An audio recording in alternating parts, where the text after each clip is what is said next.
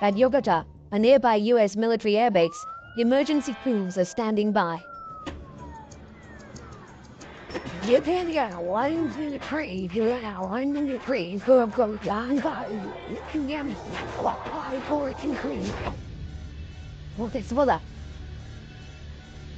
It's the kids out.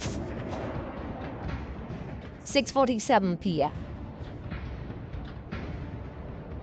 The plane has dropped to 7,000 feet.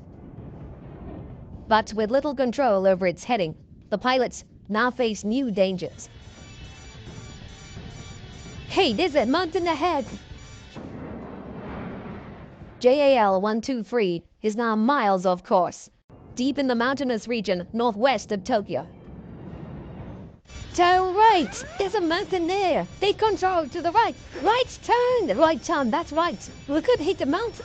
Design the crew battle to lift the aircraft out of danger. Left turn! Put the power on! Left turn now! Left turn!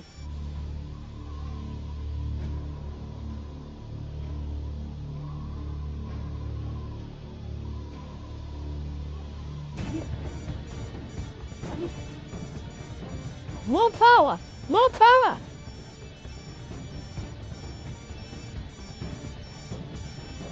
Back power! 6:53 here.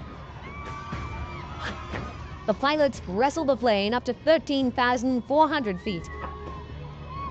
But it's still 65 kilometers northwest of Tokyo Airport. All air traffic control can do is watch. We are ready for your approach at any time and coordinating with Yokota. Yokota available for landing also. Power stop! Flapping now! On board, the plane pitches forward and starts an uncontrolled dive. Power! Power! Flap! Flap! Flap! This is the end.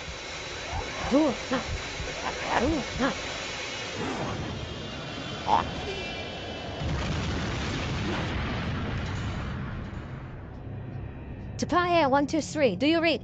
Japan Airlines 123, do you read? The plane disappears from radar. Do you read?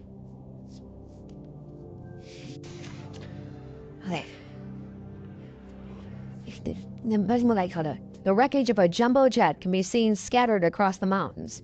A specially configured 747 loaded with more than 500 people at the peak of one of Japan's most popular travel holidays, and no signs of survivors. I knew from the breaking news that a plane had disappeared. Wow, from the radar. But I had no idea if my husband was on that plane or not.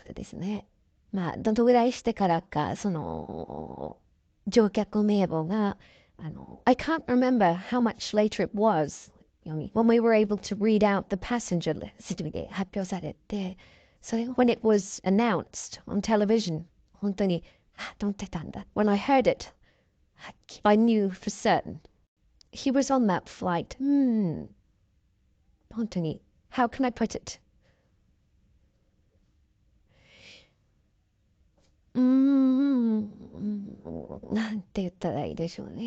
I was aghast.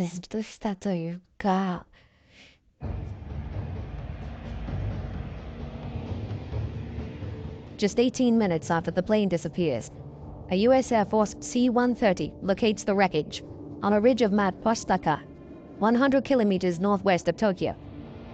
It radios the Japanese authorities with coordinates.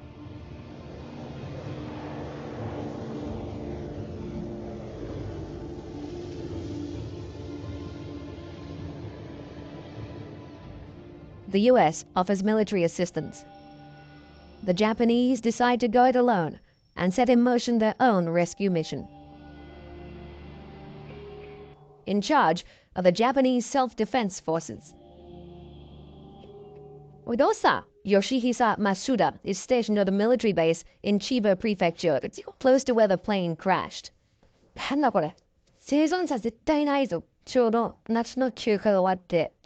It was just as I returned to headquarters after my summer leave. The base was in uproar.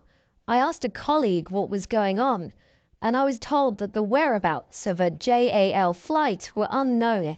The night the plane crashed, the base was put on standby, and people were saying that we were probably going to go out. A Japanese helicopter sent out reports no sign of survivors.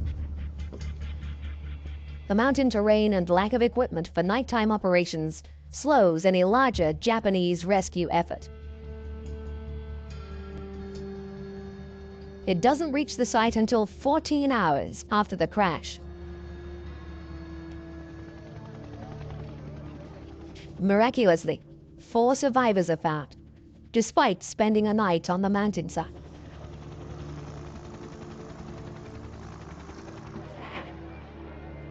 But 520 people are dead, including Q Sakamoto and Ward Wallach.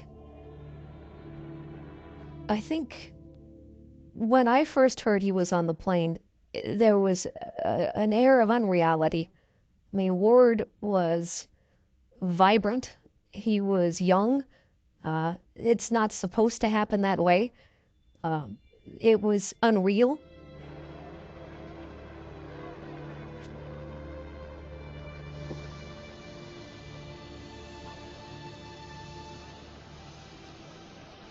Shortly after the crash, survivors recall hearing the screams of passengers in the wreckage dying out during the night. Physicians at the scene note some of the injuries they found would not have been fatal if help had arrived sooner. Of course, I found out afterwards that rescue operations were not carried out at the site straight away on the day. なされてなかったっていうのは、後からbut 知ったんですけれど、they should have gone straight away. もうすぐに行くべきであり、why? なぜ why did they take their time? っていうのは思いますね。Now, by rewinding the events and going deep into the official investigation, we can reveal what lay behind the deadliest single air accident in aviation history.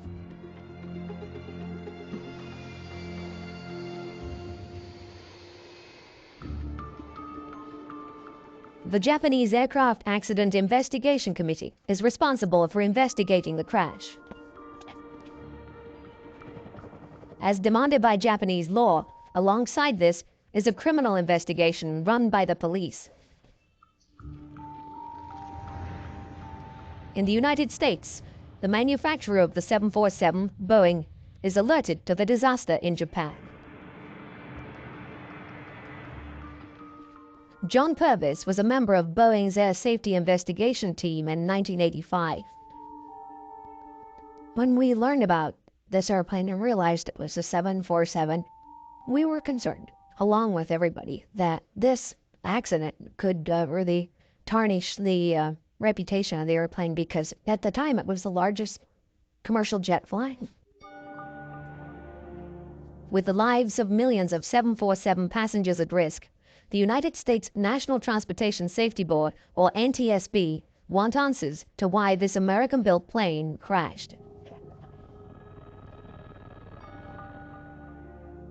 NTSB representative Ron Schleid is assigned to investigate. There was an extreme concern that if there is a mechanical problem, that it could be a generic flaw, and that could affect the entire fleet. An investigation team of Boeing engineers and members of NTSB heads for Japan. But once there, gaining access to the site proves difficult. When we arrived in Tokyo and got to the hotel and first met the Japanese, it was clear there was some problems in getting access to the information that was known and to the access